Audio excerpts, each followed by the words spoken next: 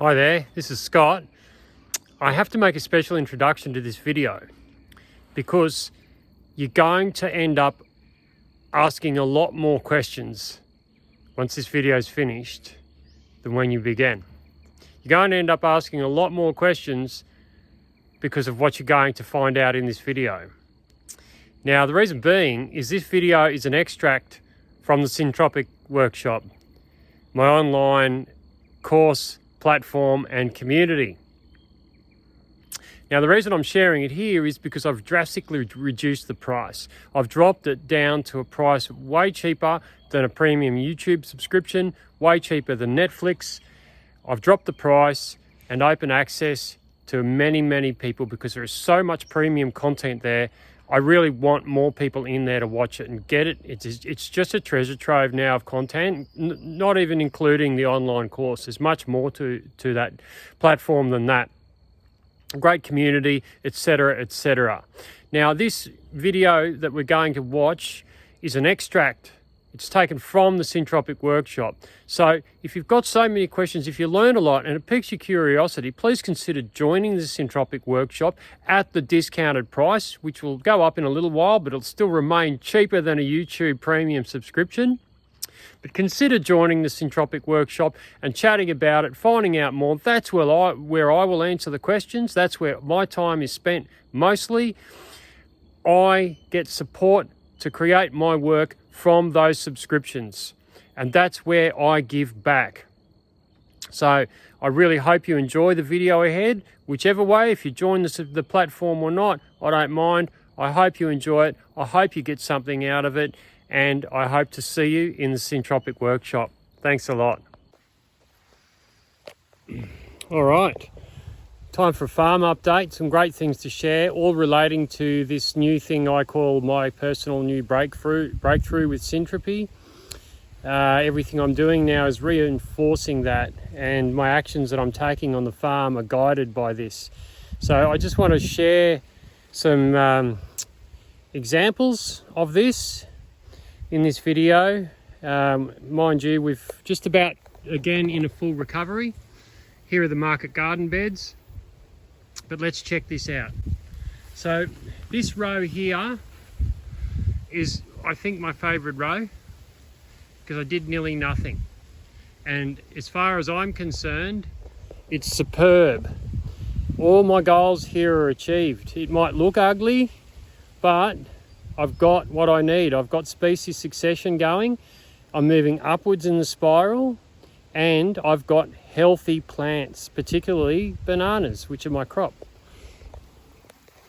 So this was just bananas, never any mulch used. Bananas planted with cassava. I didn't have enough pigeon pea seed that season, so I didn't do the pigeon pea in it, just banana and cassava.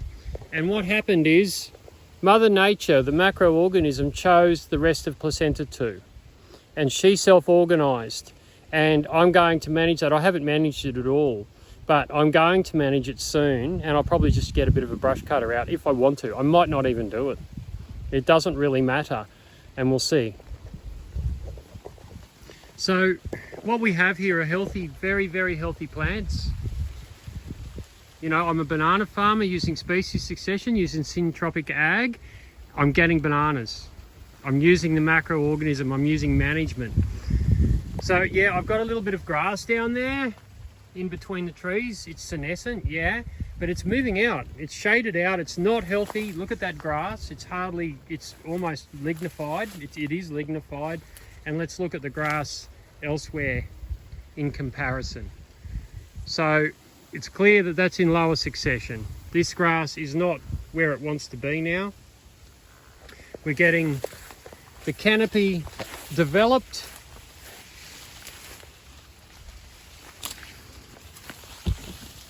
We're getting an understory down here. If you can see, not very well. It's very dense with plants. We've got this glycine that's moving in. A great plant. It's doing very well. There's a lot of medium strata photosynthesis happening with that glycine.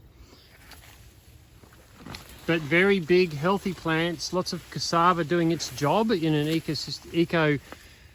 It's fulfilling its role in the ecosystem, shading out, creating a canopy. Cassava is superb at creating a canopy. Now there's no pigeon pea in here, like I said. We'll call this, we'll go through it row by row here, but we'll call this row 1.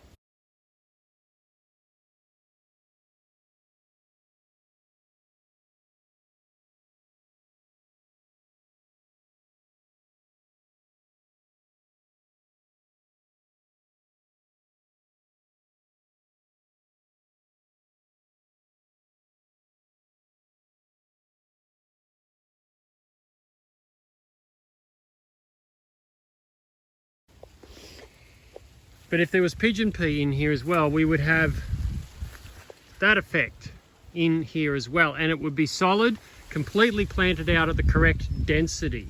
Now, one of the things I'm pressing about now is correct plant density in each phase of species succession, and in each phase within species succession, because within species succession, placenta 2 plants go in through succession themselves. So pigeon pea is placenta 2, but it comes before cassava. Cassava is placenta 2 as well. So that's how it works. So we've got this, it's about consolidation of plant groups which require the correct density. So yes, I don't have enough density, I don't have any pigeon pea, but if I had the correct density of pigeon pea, I'd be laughing. Little cassava there got knocked around in the management cycle, so it will grow back and stand up in there. But we've got glycine in here, and glycine is a pretty good indication of better, higher life, and you can see it growing on my bananas. It's fine. It's fine. As a banana farmer, I don't have a problem in here working and getting my bunches as it stands now, but it's got a lot further to go, and it's going to get a lot better, and we'll share examples of how that can get better in some of these other rows. But this is a do nothing row, and I have just got no fertilizer, no irrigation, and I have very, very abundant plant life. You know, I do have a bit of Leukina coming up in different places, but it doesn't really like life here. Leukina is not a strong plant here. So Mother Nature has filled in the voids and gaps, and we're just managing it. And it's goddamn spectacular. I'm very, very happy with it. And I think the trick is just to sit back a bit and don't feel like we have to do something when it's time to not do something. That consolidation period is really key. Plus, of course, the right, not trying to force any plants in that don't want to be there. So the mistake I made was putting trees in. You know, my eucalypt all got grazed out by deer. I've put trees in another row because I had them. They were given to me, and they're just moving out. They're not happy. But down here, I'll show an example of where I planted the first row on the whole farm, and the trees, I planted the trees and they all got browsed out by deer, save, 2 or 3. And yeah, they just got browsed out and everything else took off and was very, very healthy and happy. But then on a pruning cycle, after 2 years of accumulation, I put trees in and they're doing really well. So key, try not to, if you're worried, or if you've got a large investment, a large amount of area, and you're concerned that you may not have your trees survive, your higher succession trees that we always plant, like the eucalypts, etc., don't put them in. Just work in placenta 2. You're going to do really well. So here's something to compare with what we've just seen. This is what I will call row 2.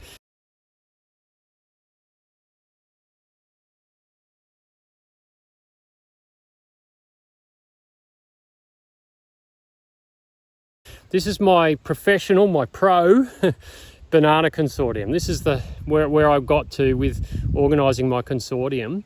So let's have a look at it critically.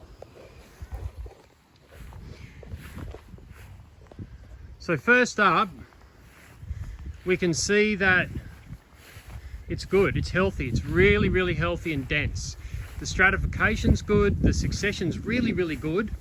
Everything's working out beautifully. But it was so much more work than the other one, because the other one was doing nothing. Pigeon pea is playing a major role here. Again, pigeon pea is the key at the start of P2, placenta 2 for me. You know, I have other plants in here. Tacoma stands is performing beautifully. But the trees that I planted, which is Grevillea robusta and Acacia maideni, not so good. Too low a succession for them. Maybe next year on a pruning cycle I'll plant the trees. That's how it works. Banana are lower succession. They're happy. Very happy. Here is an Acacia maideni that has taken off and done very well, but mostly they're very small.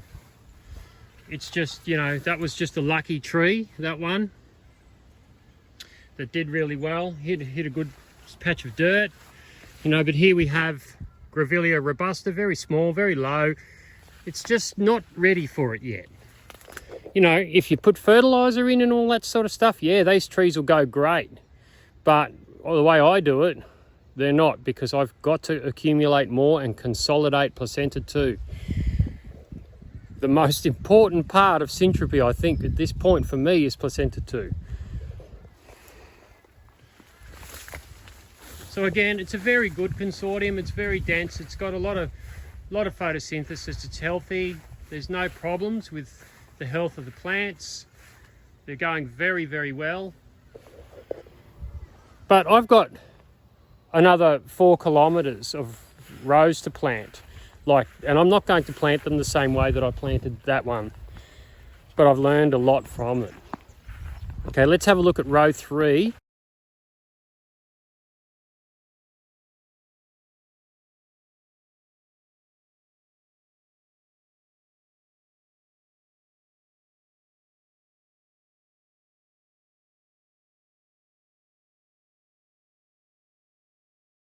Now row 3 is something that's a placeholder for me. It's somewhere I'm parking my spare bananas, and I've just played.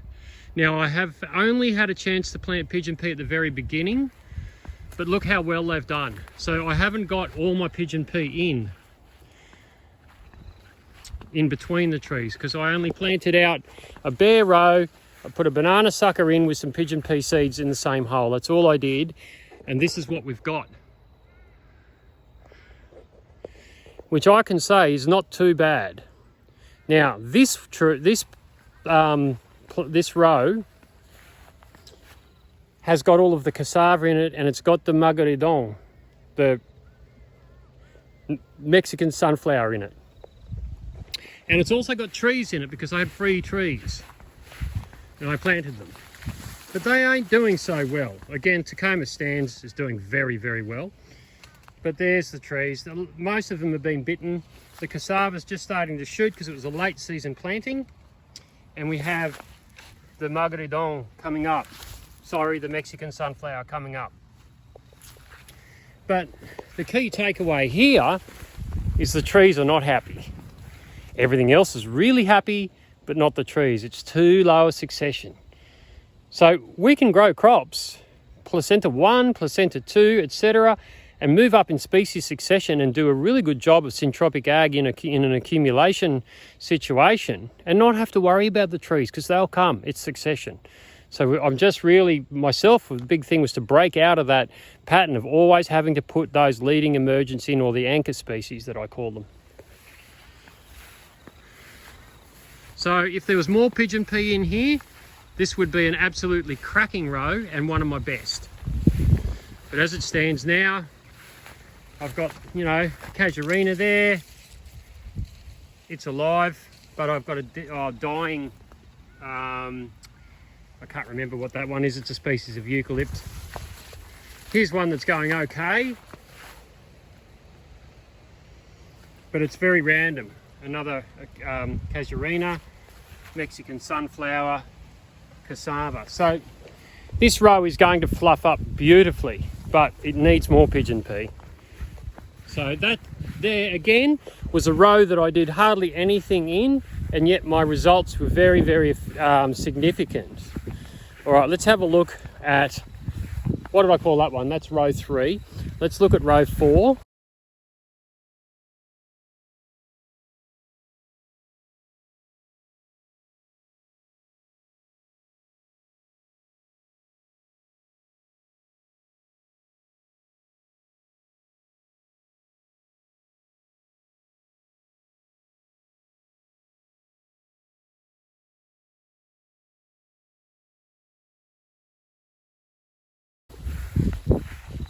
Which is simple. Row 4 is just a pigeon pea, a placenta 2 consortium that I planted. I've shown you this one before. And when I planted the placenta 2 consortium with a very big diversity of seeds and cuttings, I got 99% pigeon pea out of it. So it looks like I've created a pigeon pea monoculture, but I actually haven't. It's just what nature and the macroorganism has chosen. Let's see it. It's huge. It's huge. That's probably 15 feet high, those tops. Wonder if we can get a bit of perspective. I don't know if that's possible. But underneath is where the magic is. It's just building soil. And of course the grass is just basically dead and gone, and it would just take a management cycle to drop all of that biomass and create a fully mulched row ready to plant trees into and bananas, etc. That's why the whole farm is now planted out this way. All right, now let's have a look at row 4 finally, which is the jackfruit row. The first row I planted, the oldest row and the most advanced.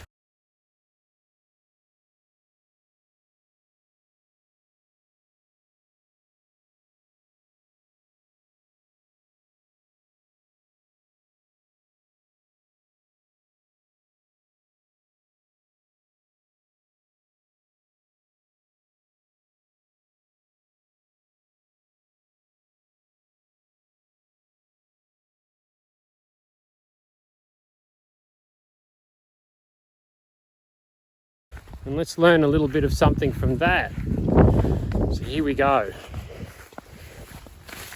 Okay, looking into this one, we see we've got a lot of spiderwort, the Tradescantia, but it's not a big deal. We've got younger jackfruit coming up. Brazilian fern tree doing beautifully. This has had 2 pruning cycles this season just because of the speed of growth.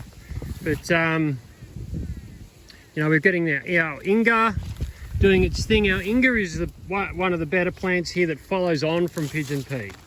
The Inga is fantastic. And Marvy, yeah mate, I did get your message about the Inga. Sorry I haven't replied yet, I've been on the road. More jackfruit seedlings coming up. What we're getting to is so much species succession now from the seed bank. It's really starting to pump on the 2nd to 3rd year.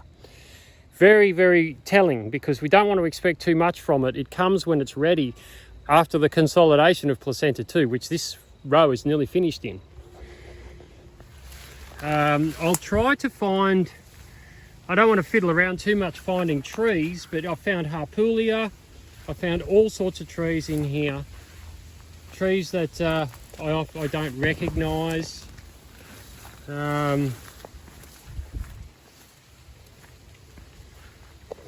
It's just a success, this one. This one wasn't planted as hands-on as much as that banana tree over here. Look at this. Have a go at this. I don't know if you can see this, but that jackfruit that I photographed last time on the last update was up to my chest. Now it's up to past my eyes and nose. That's how big it's grown. Consolidation is key, and cycling. and just being patient and working within those cycles. Here's another species coming up. I don't know what that is. It might be a Tacoma stans. I don't know. There are a lot here. Here we go. Here's another little Inga coming up. And this is what one of the main things I want to share about this is that this had trees planted in it on the last pruning cycle. The first group of trees, the eucalypts, got eaten out completely. But this year, planting the trees is working. So let's find one. They're hiding, they're being protected and nursed. They're in here. I'll just find one where we can see it.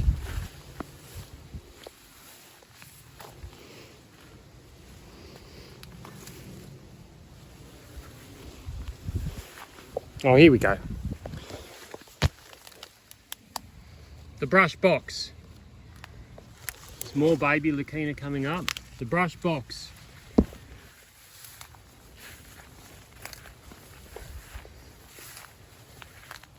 More trees of different types coming up there. I don't know what that is. Perhaps that's a tamarind. I'm not sure. Again, the jackfruit are doing really, really well in there. So that is ready for trees now because it is largely going through its consolidation period of placenta 2, and it's moving into, here's a good example of a tree. Very healthy brush box. So now it needs to sit in the correct density in my situation, in my farm here, with the leading dominant plant, as pigeon pea was dominant in placenta 2. The dominant plant in early secondary here is most definitely Inga, I'd say. Inga with Tacoma stans and perhaps an acacia, a wattle type low succession emergent. But that's a quick update, and I'll be writing more on this format for the new course and trying to put all of this into a learning program, so I'll be updating on that soon. I apologise for the absence. I've been out on the road doing another project too, which I'll share about a bit when I get some more information about it. That's really cool and really exciting. I hope you're all going really well and your project is working for you, and you can get a little bit of something out of this that helps turn that light bulb on and get you feeling like it's not overwhelming.